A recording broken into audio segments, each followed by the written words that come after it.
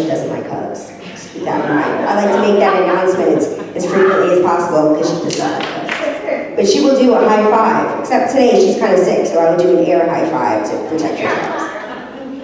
So, Spirit Uncensored is, if God is everything and everywhere, then God must be uncensored. This is a space for you to be yourself, that regardless of what spiritual affiliation, regardless of how you identify, everyone is welcome here. Reverend David Allan Cruz and I come from a New Thought background, science of mind specifically. So what we were taught in regards to prayer is affirmative prayer. It's a 5-step process, and we'll be praying in that way because that's the way that we are most comfortable with. But want to be clear that with this being a space for everyone, if somebody has an idea, like Reverend Nancy had an idea that she's going to be bringing with us very shortly, that somebody has an idea, and if it's in a spiritual foundation that's not science of mind, we're always open to hear that and be brought different ideas and expressions of spirituality. And this is a time to really look into and find those expressions, to seek out everyone and everything that gives us that opportunity to find spirit, to feel spirit, to live spirit. Because right now we're living in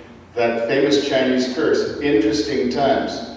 Times have been very interesting, times have been very challenging. And this is the time that the Spirit comes forth to recognize that even in the midst of this chaos, even in the midst of this pain, even in the midst of this difficult to understand energy that's going on all around us, God is. And we're still here, and we're still centered, we're still balanced, we're still experiencing the love that we are.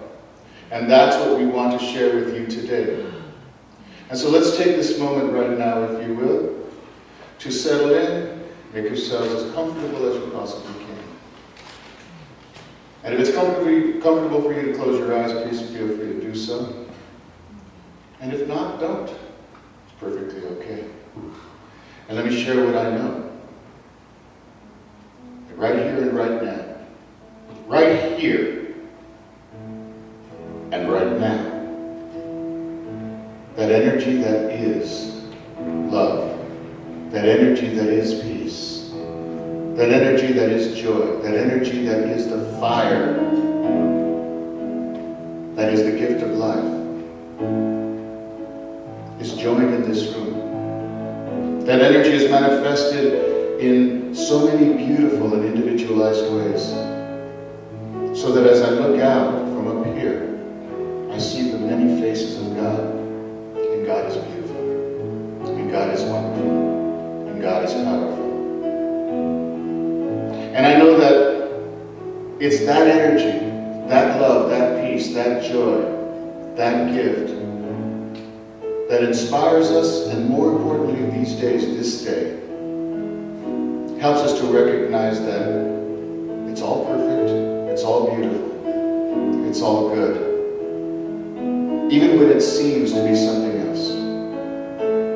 I know that the truth is, wherever I am, God is. And I am here and I am with God. And God is standing next to me. God wants to share her word. The word. The word is the only word there is. Love. That each one of us is that loving energy. That we are, the universe itself is designed for us to be interconnected with one another.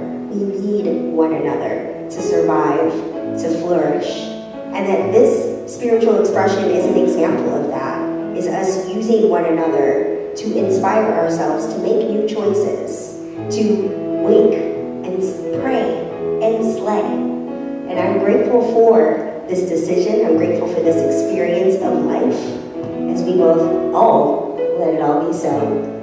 Together we say, in your own way. In your own way.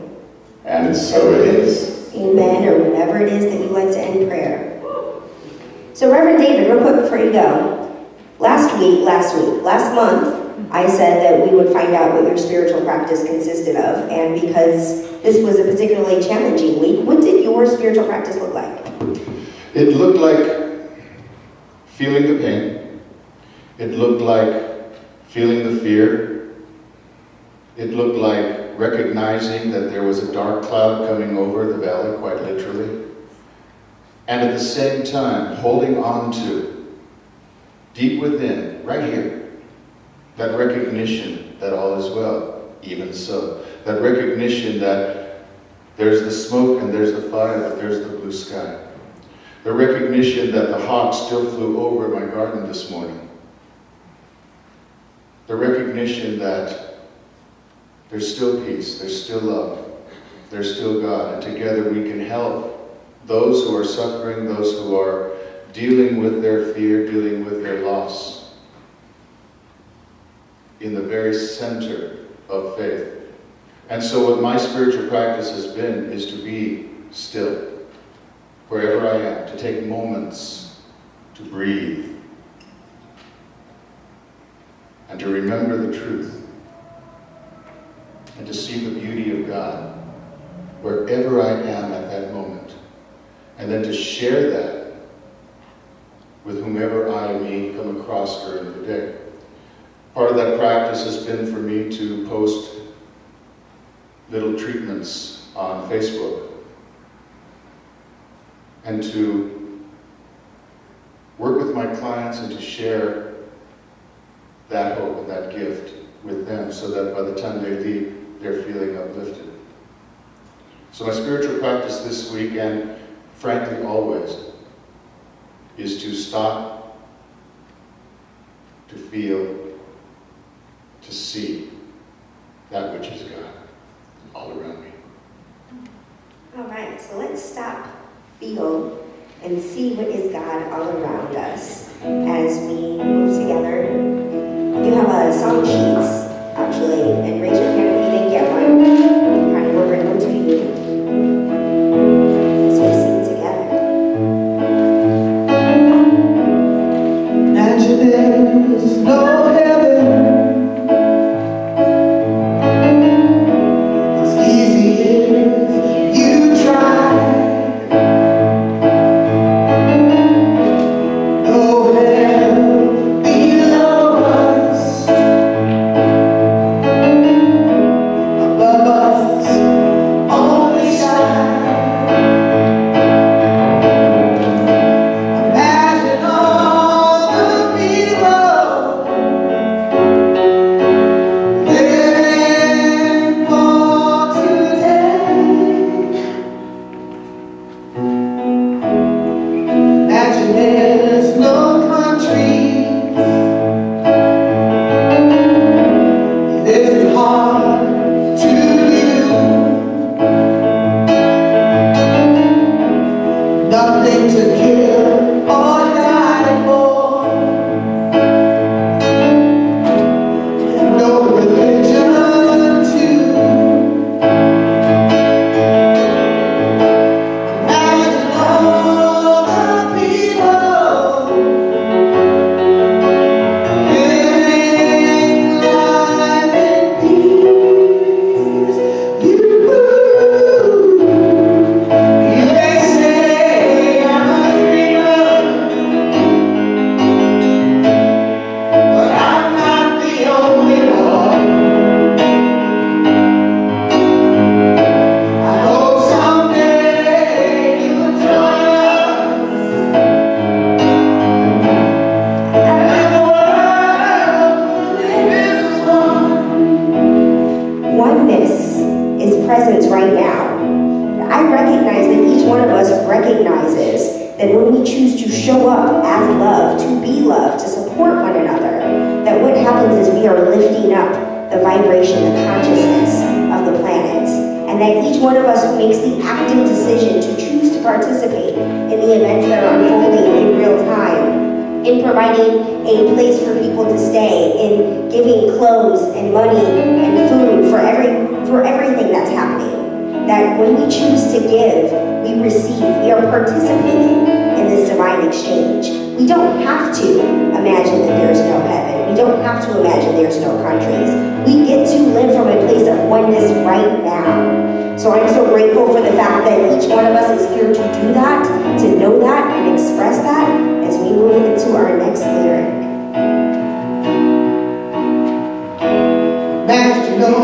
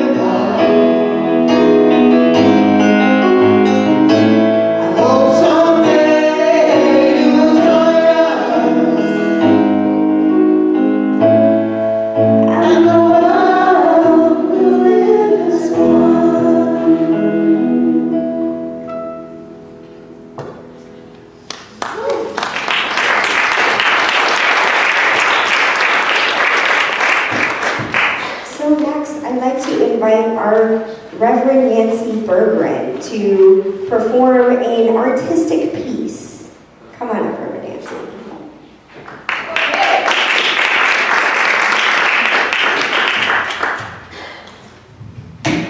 Hi. I just got back from Lake Tahoe, flew in, and I got arrived a little after 3 o'clock. And was up in beautiful God's country. And I've been thinking this for a while. My idea of bigness, when it comes to the infinite, is so minuscule. There's no word, there's no description. I can't get my concept of infinity and of a love that big that it can truly enfold all of us, everyone, no matter where we're at, no matter what we're doing, no matter what we're saying, no matter what we're feeling, no matter what we're experiencing, no matter what we're giving, no matter what we're receiving, that can literally love us as we are in the moment, in each moment. And I think that we're all here because I desire that all of my moments be more positive and less negative. I want to give more love. I want to be more love in the world. One of the things I wrote last Tuesday, since I've been out of town since then, was nothing new can ever be created out of your comfort zone. Everything that all of your dreams, all of your goals, all of our desires, all the things that we want to achieve or see in the world or in our own lives are outside of that. They're not within that safe place. So every time we step out of that safe place and we go, I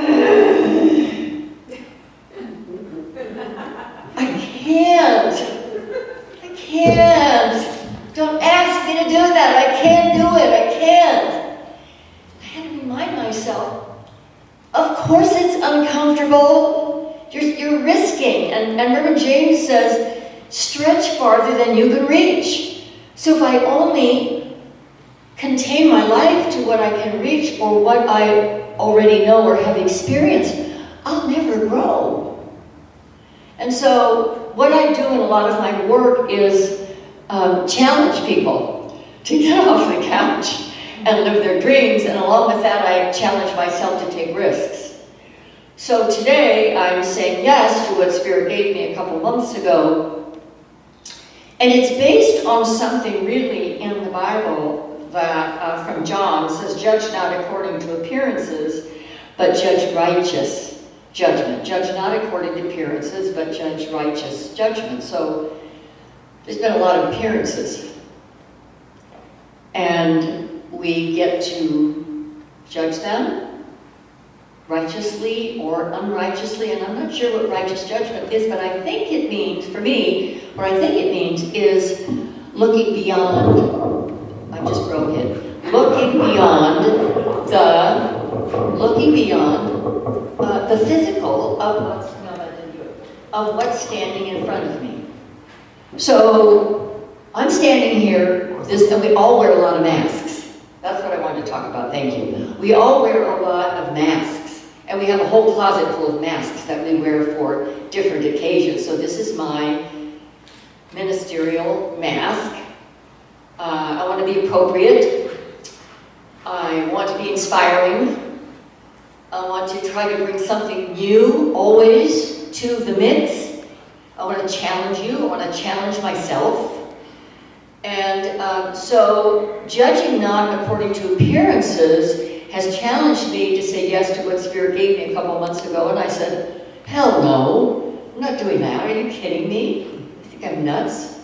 And so with this venue, Spirit Uncensored, I decided to say yes. So I'm going to invite you to join me in an experiment of looking at how appearances can cause us to judge ourselves or other people in any particular way. So here I go. This is how we're going to do it.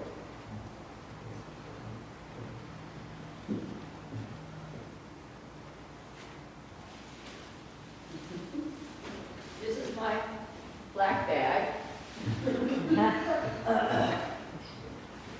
And here's the thing that I want to share. I'm going to talk really loud because I'm going to be moving around. When people are doing things that we are comfortable with, we laugh. So if you feel like laughing, that's fine. As long as you don't get more terrified than me, we'll be okay. So there goes the power suit. And there goes the power skirt. Uncensored.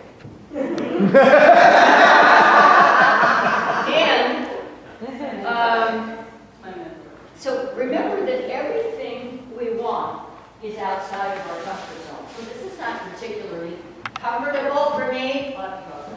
This is not particularly comfortable for me. However, if there's something for us to get out of it, Spirit gave it to me for a reason. I don't know what the reason is. Maybe you'll figure it out and let me know. I hope so. So, why is it that I look at people in their power suit and I listen to what they say? I give value to what they have to say.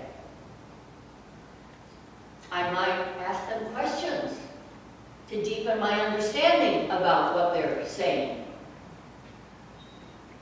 Because it's important for me to understand other people who think different, talk different, look different, behave different, pray different. It's going to be cold tonight, so I'm going to be layering. Why is it that when I walk by people on the street in their cardboard houses, I avert my eyes? Why do I pretend that they're not there? Am I afraid? What am I afraid of? Everybody has a shadow side. We all have a shadow side. We all have a dark side. And I think I spend way too much time trying to hide it. But if we didn't have the dark, there wouldn't be any light. We have to have the dark in order to perceive light. So maybe what the dark is trying to, or our shadow side, or this big shadow side, is trying to do is to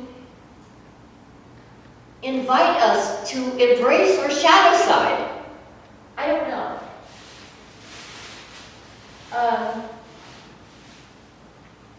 So what if the people that we come across have tattoos from the top of their head to the tips of their toes?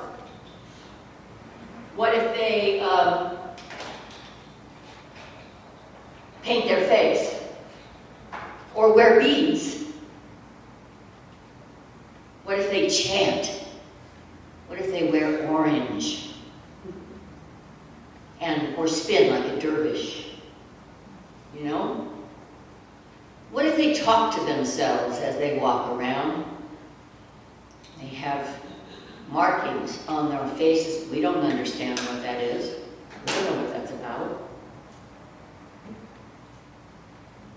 I remember reading in one of Ernest Holmes' books, I think it was the one written by Fenwick, that Ernest Holmes used to sit on the curbing on 6th Street where the home office was and talk to all the drunk people. Why did he do that? Why do you think he did that? Jamie, why do you think he did that? Because they were there. Because they were there. And What? so was he. And so was he. And so was he. And, yeah, so was he. So my question for myself is why do I ignore those people? What am I afraid of? What is it that they have to say that could change? Maybe they have something to say that could change my life. David, just because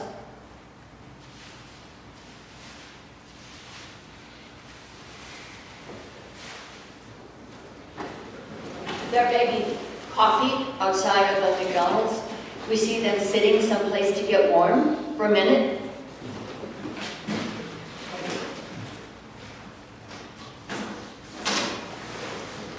Yeah. So,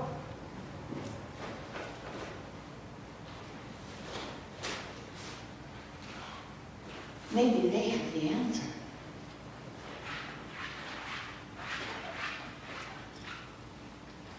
And maybe we should sit down and ask them what they think, what they feel, what they want.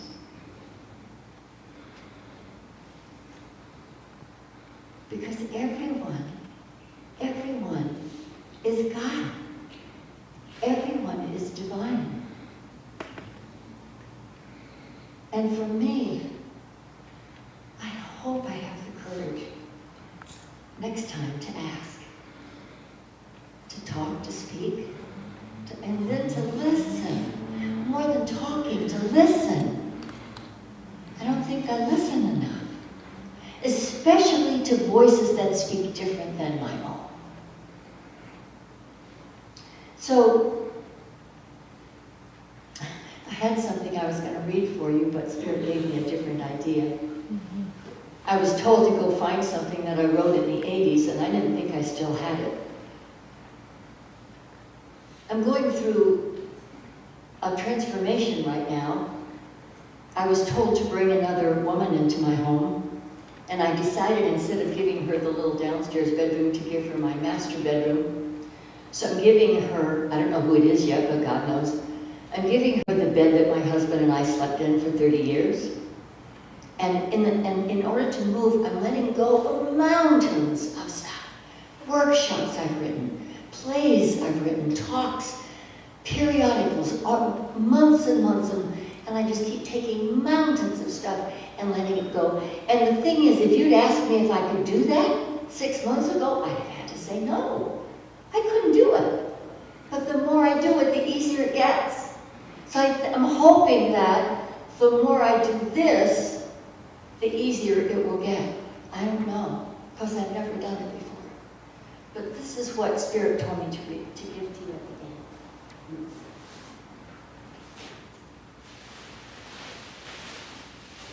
have to find it.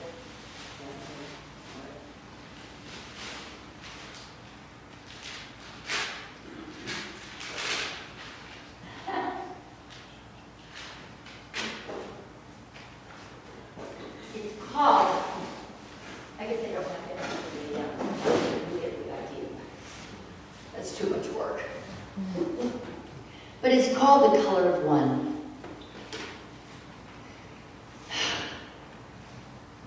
So take a deep breath with me, and let's go on a little journey.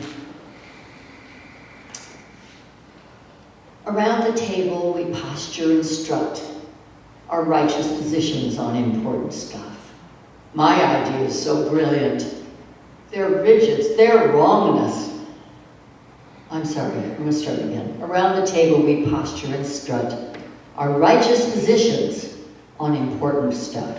Our ideas so different, rigid, unbending. My rightness so brilliant, their wrongness unending.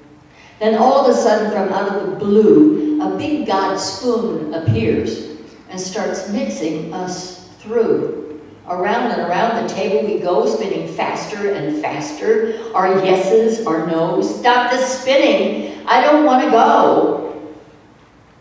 The God spoon stops stirring and our color spin slows.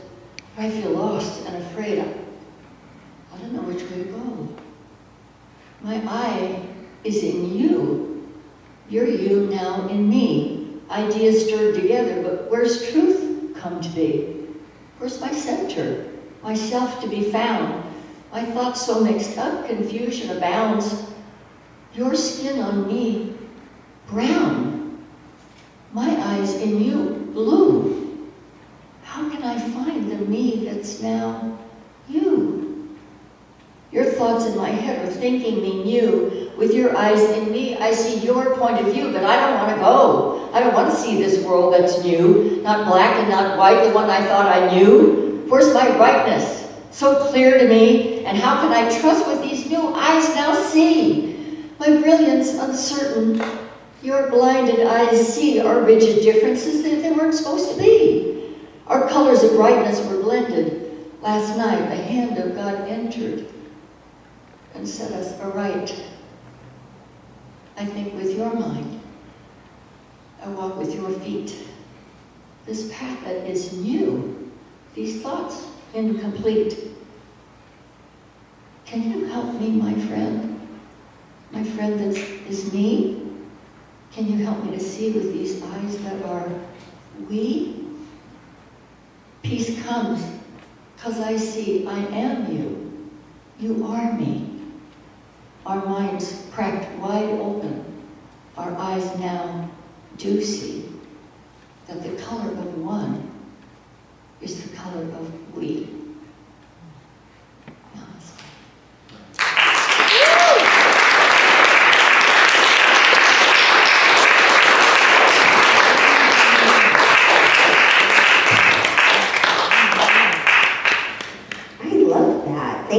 Thank you for using us to share your gifts, Reverend Nancy. I really appreciate it. And I felt like, well, one thing, I felt like I was trying to get Reverend Felicia as involved as possible because I just want her to come play church with me as often as she'll do it. So I felt like she would be a great person to do the talk back after Reverend Nancy's performance. So Reverend Felicia Parazaider, come on up.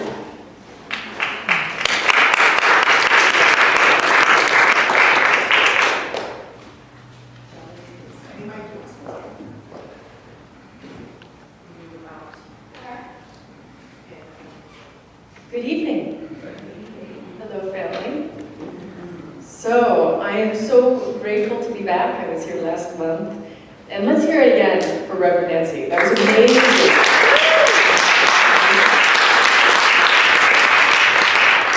So let's see. So does everybody have a pair of these?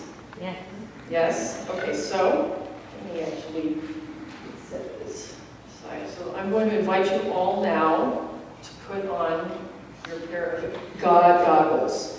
Because these are not just any pair of sunglasses, these are God goggles. So as you are seeing through these frames, my friends, these are actually holy frames. And as Reverend Nancy so eloquently charged us and talked about masks and talked about how we see one another, it is through these frames that we begin to come back to what we know. And what we know, what it is ancient knowing that is within all of us, it's a noble truth. And that is this, that we are made in the image of God. And for those of you that might not be theists, you can say it like this: you are made in pure love. And so with that on your heart, in your soul, I encourage you to look around the room. You can even look up at the ceiling. You can look at one another. And imagine now that, like I said, these are holy frames. These are your God goggles. And so as you are seeing through them, it's like stardust. It's like you're seeing divinity. Everything is divine. And why? And you can take them off. You can take them off if you'd like. Why? Because you are divine. There's a few lines that Reverend Nancy just read for us. The hand of the Lord, or the hand of God, pardon me, the hand of God set us aright. The hand of God that set us right. Take that in, breathe that in. And again, when we come back to that knowing, we are reminded that the color of one, the last line, is truly the color of we. This color of one that is the color of we. And the reason I decided to give you these silly God goggles is because sometimes we do need help, don't we? I mean, all of us in this room, I'm sure, we've been doing the work, the spiritual practice that we talked about last month, and we have those really great days where we remember who we are, and remember who someone is to you, and on and on, and that's all beautiful.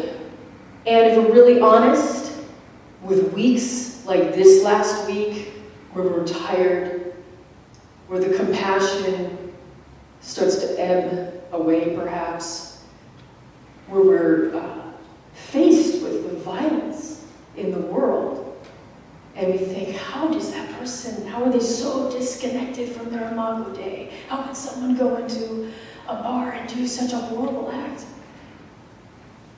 Well, we remember our God goggles, don't we?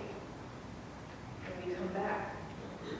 We come back to what we know is true. That we are made in this image of God. And that is actually what is holy. And that is all that we need to know, isn't it? Isn't it? And so, we don't always need these, do we? This is like training wheels. When we're learning to ride a bike. But if and when we have those days, or have a week, or have a moment, we know that we can call this in, and we can choose. We always have choice, don't we? We always have that choice, as hard as it is. But we can pull it up from our feet and say, God help me, Spirit help me, Source help me, love help me. Because love is what's standing at the end of the day. It is always with us. It will never, ever fail us. And thank God for that. So again, now without these, look around. Because we are family, we are together in this. The color of one is the color of we. And so that is my prayer and my charge. And take good care of yourselves in the coming days, in the coming moments. And you can take your God goggles if you would like. It's your party favor. Thank you so much. Amen.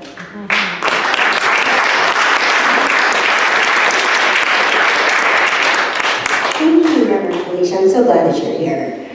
So, Connie Tibbetts-Milner is going to lead us into putting our God goggles on internally. Feel free to put them on if you want in real life, or leave them off, whatever feels most comfortable for you.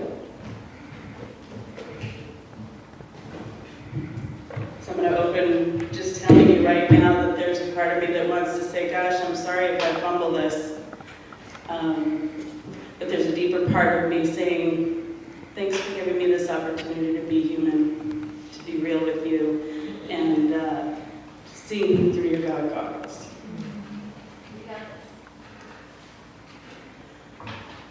We've experienced moments in our life, especially this week, that put us to trial in remembering who we really are.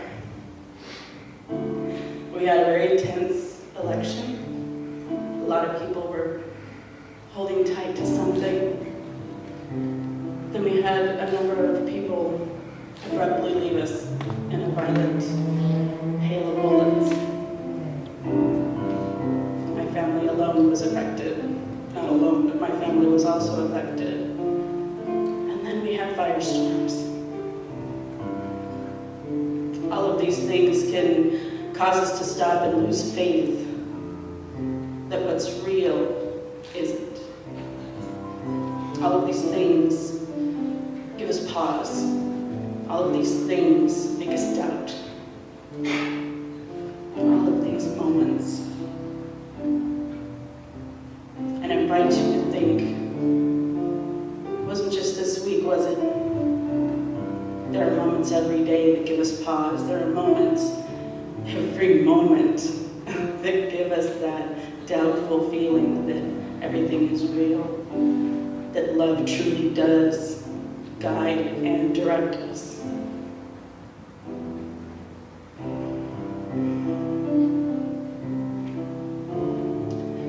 In those moments, though, there's a vibrancy going on. I hesitate to say excitement, but yeah, it's excitement that's going on in those moments. And that excitement guides us. It moves us and reminds us that we are alive in those moments. So giving up is not an option. Surrendering, perhaps. Giving up, no. So many people say, I survived this, I survived that, I got through it. I'm here to ask you, I'm here to inspire you to think, I lived through it. Because in every moment, in the disparaging ones and the really exciting fun ones, we're living through them. And when we stop to just survive or stop to just get through, we limit who we are and we limit what we can be in the world. So I invite you to just simply breathe through these moments, these pauses in our lives. Living through something means that I get to grow and expand who I am, who I'm being, what I'm offering to anyone else near, around, within earshot, who can see me living through my challenges. So I ask you to each, if you're comfortable, close your eyes. Take some deep, cleansing, loving breaths, allowing that air, allowing that oxygen to just fill you, knowing that it is love.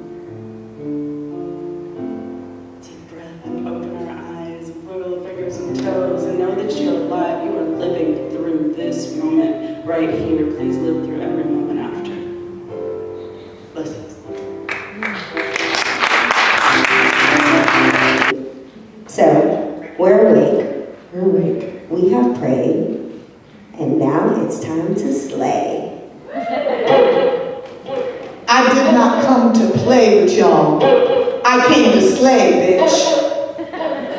I love this. shoes with the Illuminati mess. Paparazzi catch my fly and my copy fresh.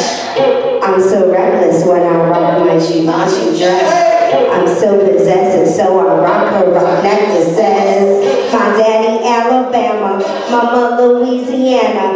You mix that Negro with that Creole, make a Texas Bama.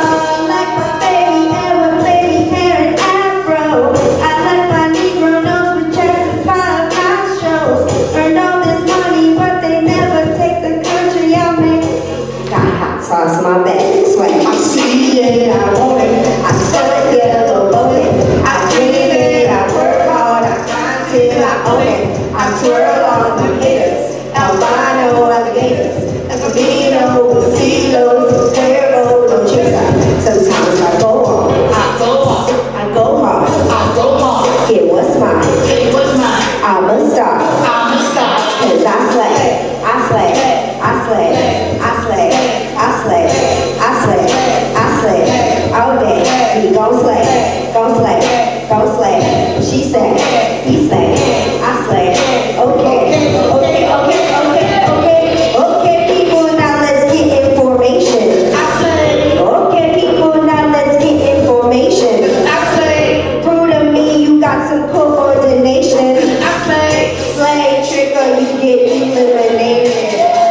When she fuck me good, I take her restaurant lobster. I slay. When she fuck me good, I take her restaurant lobster. I slay. If you hit it right, I might put her on the back on my chopper. I slay. Jump her up the mall and buy some J's on her shopper. I slay. Might get your song played on the radio station. I slay. Might get your song played on the radio station. I slay. I just might be a black Bill Gates in the making. I slay. I just might be a black Bill Gates in the making. A tough yellow woman. I dream it, I work hard, I grind till I own it. I twirl on the haters, albino alligators, Escondido, Basilos, Cuervo, no chisa.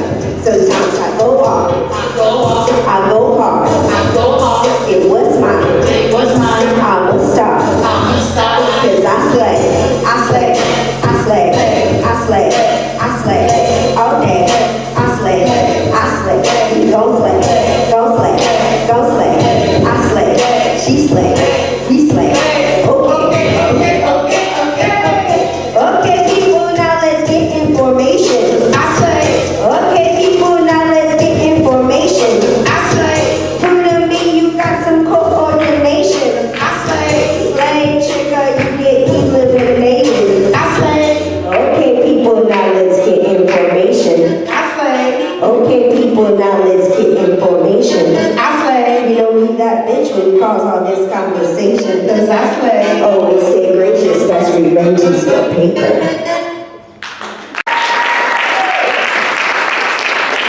I started at church just so I can have a reason to sing that song. That was the whole point of Spirit Uncensored, so that would be perfectly acceptable for me to sing this song. That's what I was going for. Honestly, my very first service, quote unquote, I had started the young adult ministry at Golden Tree Center before this. And it was the very first one. I did a showing of the song Lemonade, of the video Lemonade, and we did a talk back after, so it was inevitable. And I'm probably going to find more opportunities to sing the song because I love it. But I was thinking, like, I don't remember how Wait, Pray, Slay became our theme, but I was like, oh, this is a perfect opportunity to sing Formation. So, starting with that first line, and I butchered the first line, so I'll tell you what it was. It's, y'all haters corny with that Illuminati mess.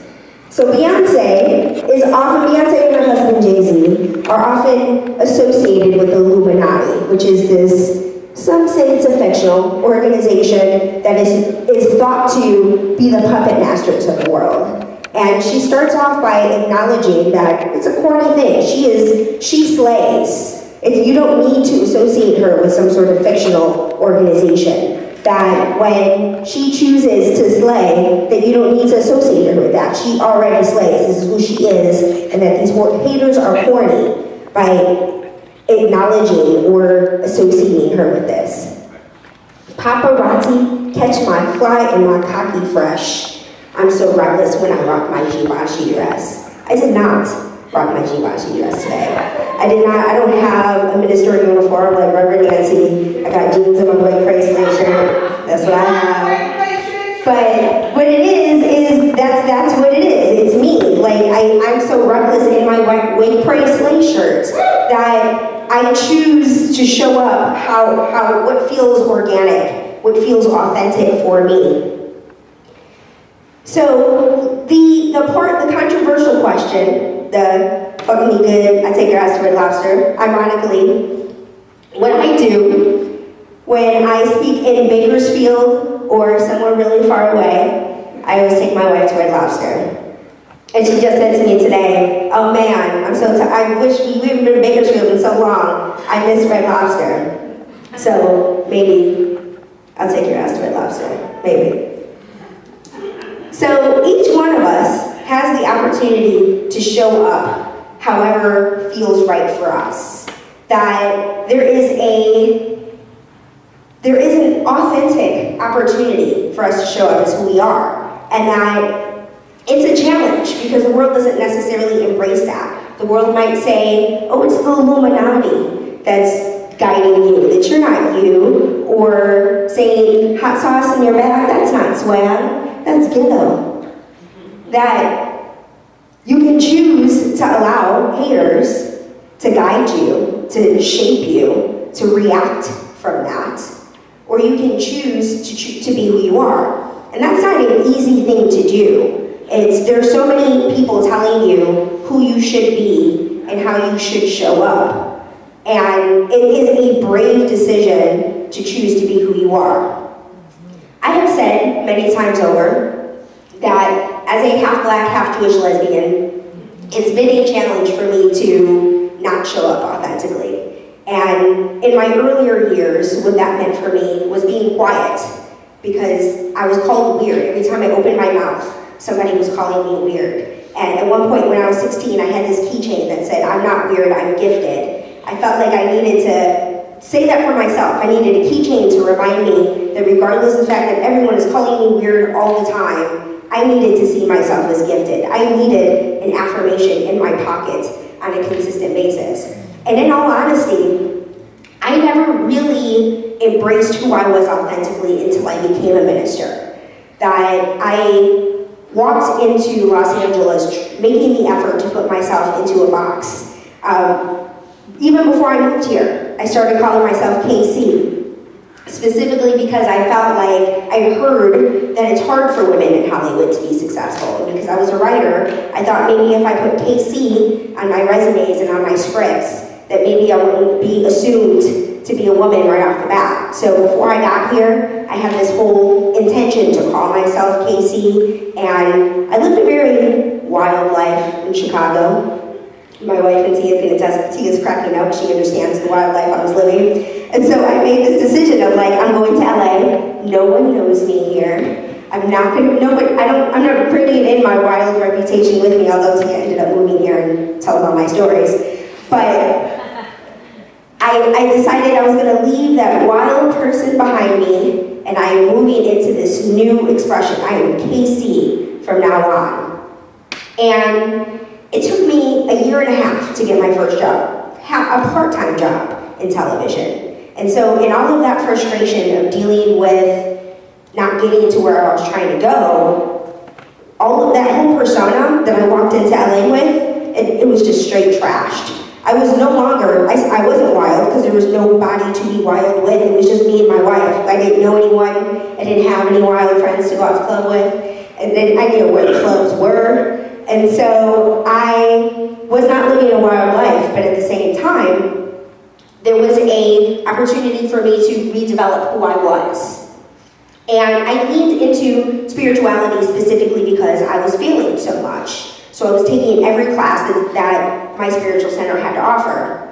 And even though I eventually got a job in television and moved my way up into the ranks, at the same time, I was studying to be a minister. It was all very accidental. Essentially, my wife was like, you should take this class. And I had nothing better to do, and I felt like it was helping me out. And so every class I would take, or every new job I would take, I would say, I'm in this ministerial class, I don't have to stay in it if you don't want me to. Like, I know it's hard to get to class. And they're like, no, no, no. I'm not standing in the way of you being a minister. You go to class. You do that. And so by the time I completed my ministerial class, I was being asked to speak on stages. And so I had this choice to show up authentically or to be inauthentic. And what had happened, because it was a very accidental experience, is in my ministerial class, people would say, you're great, you were a great minister. And that's not what I came here to be. I wouldn't show up here to be a great minister, but because none of these people knew me, none of these people were going to give me a job, I wasn't at the club with any of these people, then it didn't matter how they saw me, and I showed up authentically. And it turned out my authentic self appealed to people.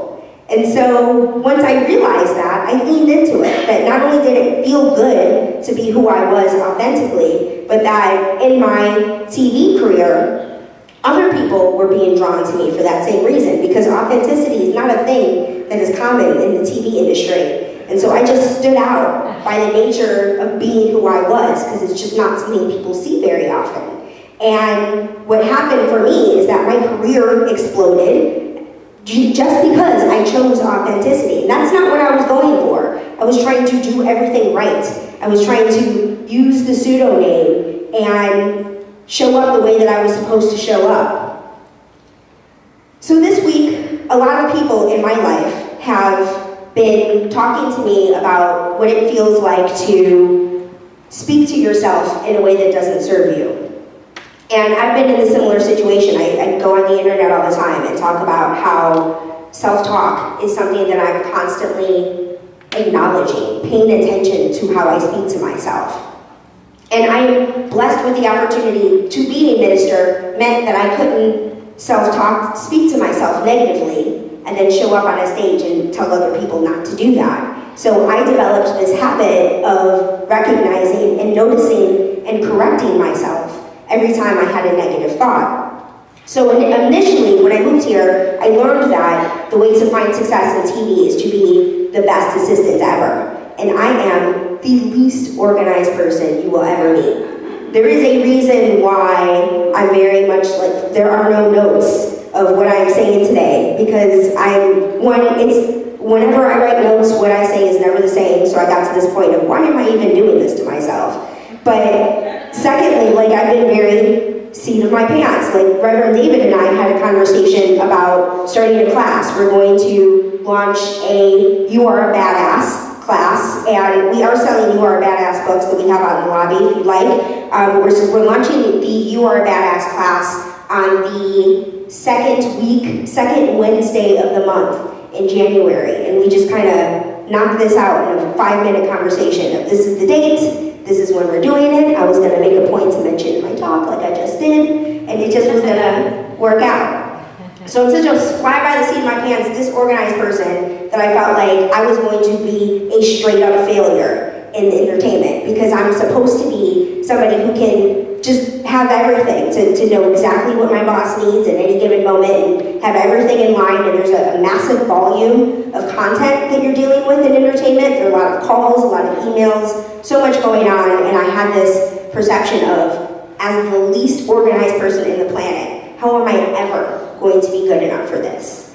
And my spiritual center is what gave me that understanding that I don't have to operate from that limited thinking anymore. That just because I've been disorganized my entire life does not mean that I need to be disorganized anymore. That just because I think this is something I am terrible at, that I don't have to walk into my job each day expecting myself to be terrible.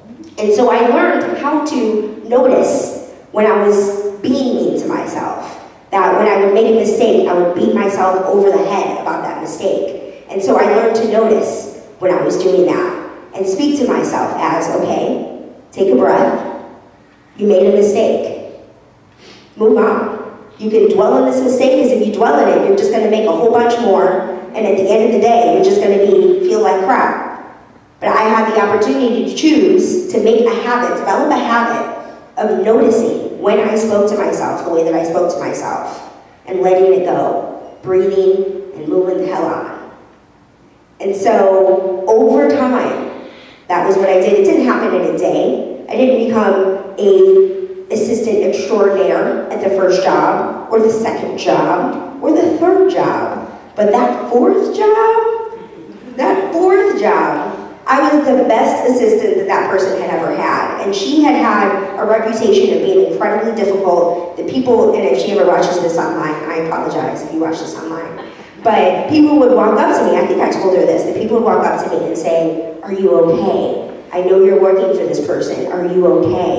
And I said, "Yes, we're great. And I kept waiting for the hammer to fall. I was like, obviously something is gonna go down, because everyone in this building, I didn't know any of these people. I just walked in the door and people are asking me, "Are you okay?" So I slayed in that job, and I am slaying in my job now, and got promoted incredibly quickly. It's unheard of to go from, to have zero scripted experience, to have gone from an office manager to a creative executive in scripted television in 8 months. That's not common. But what happened was I had spent all of those other jobs training my mind, letting go of that negative thinking. And it was a feat. It was a decision. And what happened at the end of it, not only did I get to live the life that I'd always wanted, but people around me were like, "How did you do that? How are you this way?" When people find out that I'm incredibly disorganized, that's mind-blowing. What I learned is I learned to do it my way. I learned that though I may not be super organized, what I am is joyful. And that it's challenging to be joyful when things are hard, when you're beating yourself up. But because I made that commitment to show up as joy, it was easier for me to show up as joy than for me to be type A. I'm just not type A. There is no pretending to be type A. I can do the best that I can and be joyful and create a space and energy of love around me. And so the more I did that, regardless of how much I screw up, the people around me love me because I'm bringing love, and they know that I'm doing the best that I can. And so the whole purpose of all of this is to invite you all to pay attention to how you think, to wake up, to know, to affirm, praise, just knowing, affirming what it is that you need to know for yourself that day. I wake up, what do I need to know? What is my intention? There's literally a sign on my wall that says, "What's my intention?" before I leave the house. And then you slay. You show up. It doesn't mean slaying doesn't mean that you show up as Beyonce immediately. Beyonce took practice. If you look at Beyonce in 1996, you see that she is not the same Beyonce in 2018. That work goes into that. Commitment goes into that. But when we commit to wake, to pray, to affirm, and slay our day, that's exactly what happens. So I invite you to take this into your next moment, to slay this week, and recognize that the best revenge is your paper. That you're not doing this for anyone else. That when you choose to slay, that abundance shows up in your life. You get paid to do the things that you want to do well because you are slaying. You feel good about who you are, and people want to pay you to do that thing more often. So I invite you to take that into your week. I'm going to invite Doña up here as we affirm this in prayer together. Doña, I didn't even tell you about all this. This is Doña about to slay as she ding, ding, ding, tinkles around as we solidify this truth into prayer. So again, getting comfortable in your seats, feeling that chair supporting you, and using this chair as a metaphor for the universe itself, knowing that we are divinely supported at all times, that the center of gravity is constantly keeping us centered. And we have a choice to pay attention to that, or we have a choice not to. But when we choose to recognize that we are supported at all times, we get to truly slay in our day. We get to speak to ourselves the way that we deserve to be spoken to. That we get to love ourselves fuller and more completely than ever before. And that when we choose to commit to that, when we choose to slay, we invite others to do the same. When we shine our light, others are compelled to shine their lights as well. So I know that as this decision is made in each one of our minds, as God, as light, as life, as spirit, that we are supported in this decision, that we are slain. And I'm grateful to know this, to let this all be so, as together we sing. And so it it is. All right, since you're already up here, we can move right into financial giving. Yes, we You ready can. for that? So Reverend David, come on up.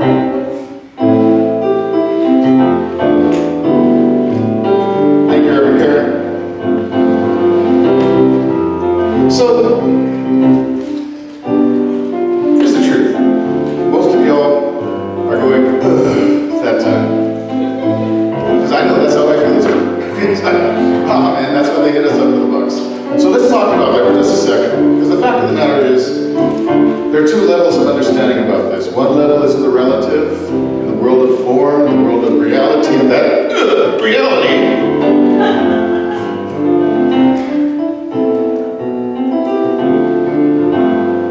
is that gravity works. Is that we got bills to pay. Not a hell of a lot of bills. We're not that big yet, but we have bills to pay, and you're going to help us pay them. So that's the relative part. But here's the part that I think is the most important, and that is that money is energy. In science of mind, we say that money is God in action. I call it green energy. And that energy moves, that energy flows, that energy is attracted to itself, that energy flows into other areas. It becomes so many different things. It becomes ways that we can help others and to help ourselves. When you live in a prosperity consciousness, you begin to recognize that you can't outspend God. You get to realize that there's always more than enough. That this is an abundant world. That this green energy flows like a river. And each one of us gets to dip our cup and drink of it. To the degree that we choose to the degree that we feel is what we want. Remember that as you give, you're also receiving.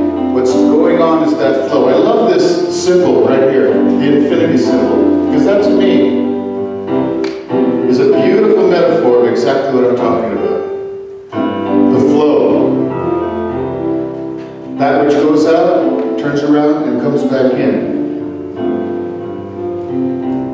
And this is a good thing. So I don't know who our people are who are going to be. We literally, by the way, in Spirit Uncensored, we literally pass the hat.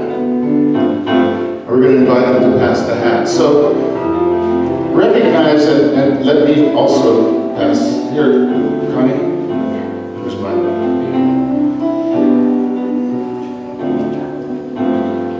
And this is what I know. Right here, right now, that energy, that green energy, that which is God in action is flowing abundantly, beautifully, courageously. That we are beyond any fear. We are beyond any thoughts of lack. And it's not about the amount. It's about the consciousness. Because as we see over to my right, to your left, consciousness is everything. The consciousness of abundance, the consciousness of prosperity, the consciousness of recognizing that the more I give, the more I receive, in so many wonderful ways. And that includes the money coming back. And so I recognize right here that as I stand looking down at these beautiful and wonderful gifts, and I thank you all for this, that this is the energy of God flowing abundantly for all of us. That it flows into Spirit Uncensored, it flows into the world, and it flows right back many, many more times, much more abundantly, into every life, into every spirit into every aspect of those of us which share and who are the energy of God. And so I'm grateful for this. I feel a great appreciation for this opportunity. I open my heart and I accept this wonderful gift, this green energy, this flow, this abundance, this prosperity, this power. And I know that all are blessed as a result of this. And so I let this go. I let my word be law, moving the energy of the universe, knowing that abundance is, prosperity is, comfort is. And I get out of the way, let it do its thing, as together we say, and so it is.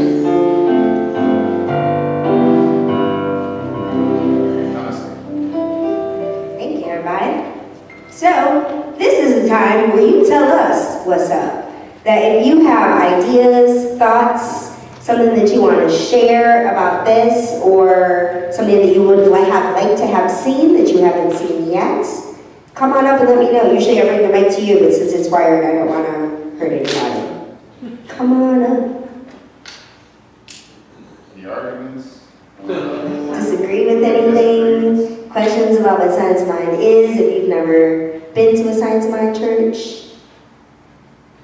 Obviously, you don't have to. Comments on Reverend Nancy's makeup?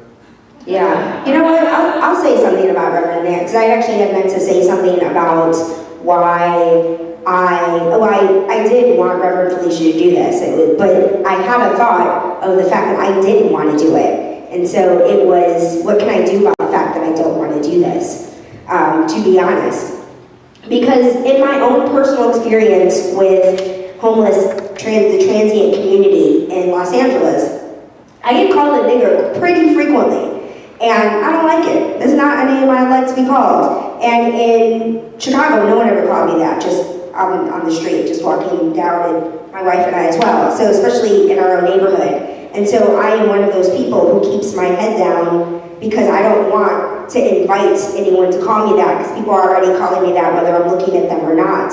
And so I love being challenged to think about the fact that even though I get called that sometimes, in general, I'm not. I pass, let's say, out of the 100 transients that I pass in a given time period, maybe one will call me that. And it's not fair of me to judge the other 99 and fear of what that one will do. And so this experience inspired me to notice that, to recognize that my fear of being confronted with racism is something that I just don't like, so I avoid it. But that if I know that that's not who I am, and if I know that this person is probably mentally ill, or whatever it is they're going through that makes them feel like this is what they need to call me, that I don't have to take my past experiences, my past pain. I don't need to associate the entire transient community in Los Angeles based on those isolated incidences. So thank you both for inspiring me to realize that. Does anybody else have any thoughts about what has been said, what has been transpired, what you've been inspired to think of or change your thinking around? It's not. I used to talk, Mike. It's not. Hello? That's not connected. It's not easy to talk in front of people, I know that. I recognize that some of y'all might have something you'd like to ask or something to say. If you're a little shy and just raising the hand, feel free, Reverend Jamie, please. I'll do something to say, Please. that, it's a small room. It is, but you're on camera, so it helps. And somehow I wanted just to sit on the step, so. I fell on the step, but. Yeah, well, after warning about the gravity, you turned on. The idea of the comfort zone really struck me today, Reverend Nancy. And that, because we know that our dreams live outside our comfort zone, and they may be up on the fridge somewhere, I think, in our home. And it made me think about my life and my journey in the comfort zone, and I realized that I didn't really have to travel anywhere to try to attempt to get out to get outside of a comfort zone, because I've lived most of my life in an uncomfortable zone. Like that thing that's at the outside, get to the outside of my comfort zone, like, wait, when was I inside my comfort zone?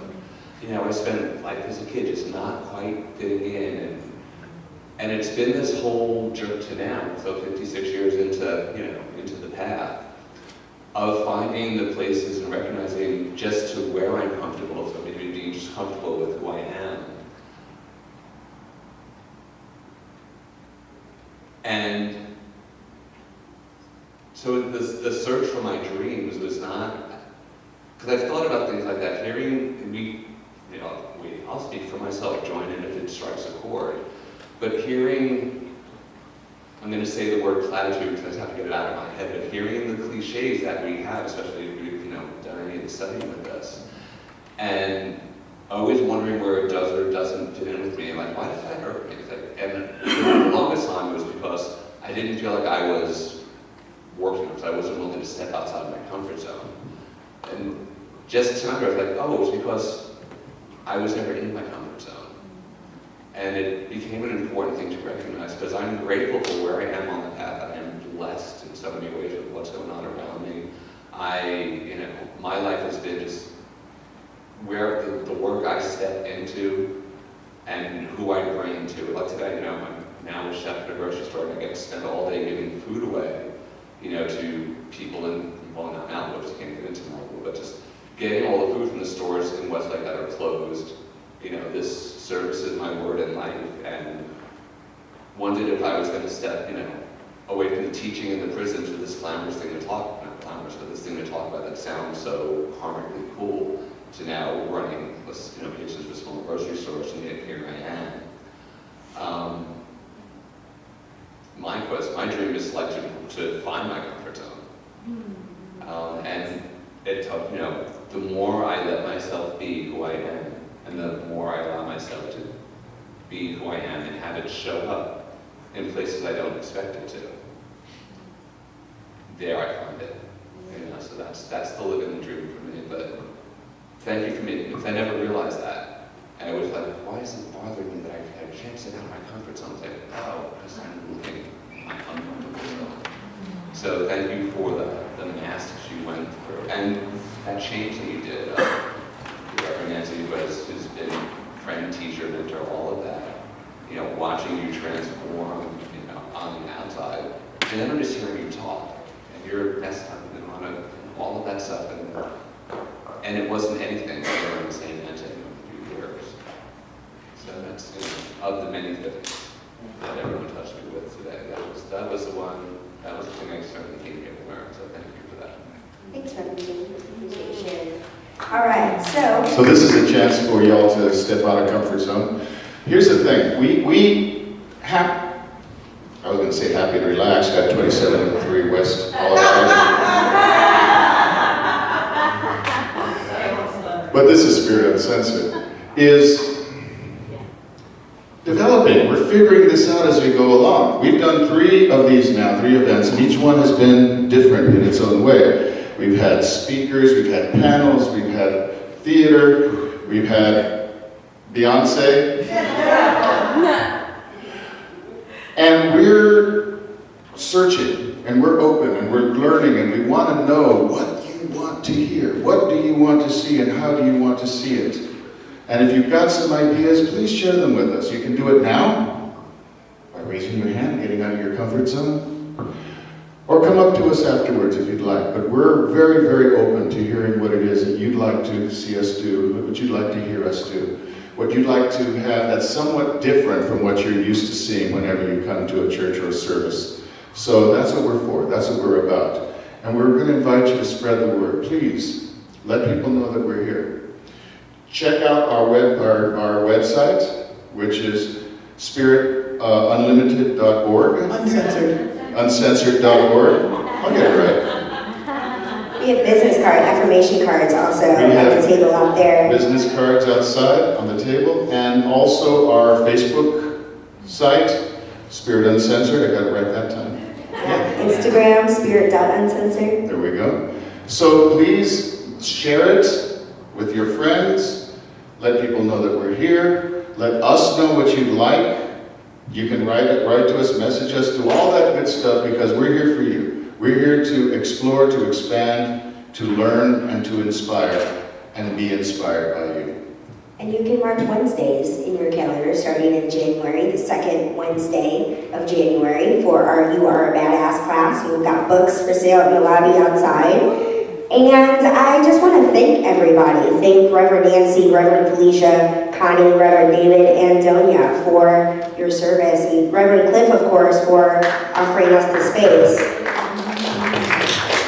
So if you have comments, if you have comments about somebody individually, if Reverend Felicia said something that was inspiring, or maybe she said something that rubbed you the wrong way, I'm just using you because I'm looking at you, whatever it is, like people have a tendency to come to me and say, so-and-so was blah, like just tell them. It's very beneficial for people to hear your feedback and take it on, and they have a choice. As me being a minister, a lot of people have told me how they think I should show up. And it's up to me to determine what pieces of feedback I want to take in and which ones I don't. But it's so much easier when you hear it directly as opposed to me saying, some random person told me this after the thing. So feel free to say whatever to whoever it is you want to say it to. Everyone is very good at receiving feedback and processing it effectively. So you're welcome to it. And we will close out with a classic, it's classic to me, performance from Reverend.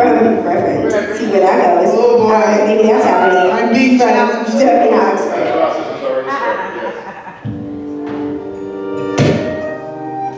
So I wrote this for the very first Spirit Uncensored, and I didn't have a title, and I decided to make a title. It's called The Lord's Prayer. I don't know why, but I just feel it came from above, through me. It's not something that I worked hard and it just showed up for me one day. And it goes like this.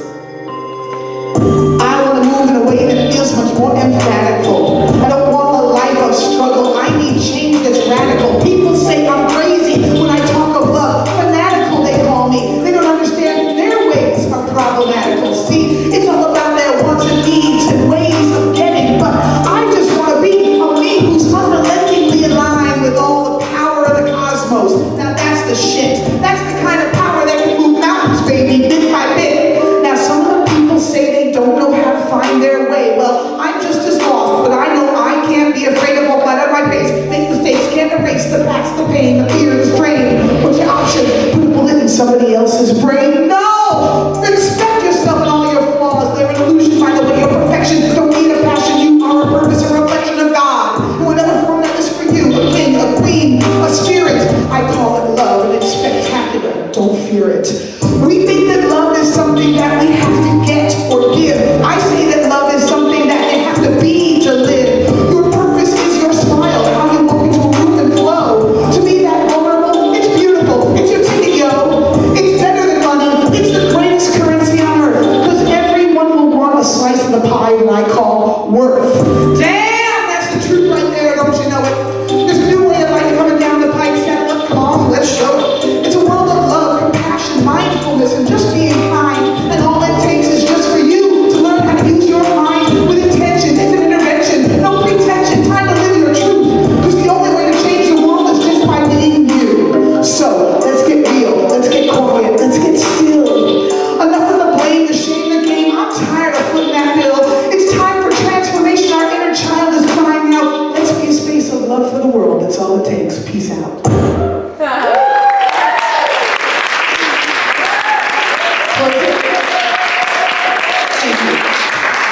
Thanks for coming, everybody.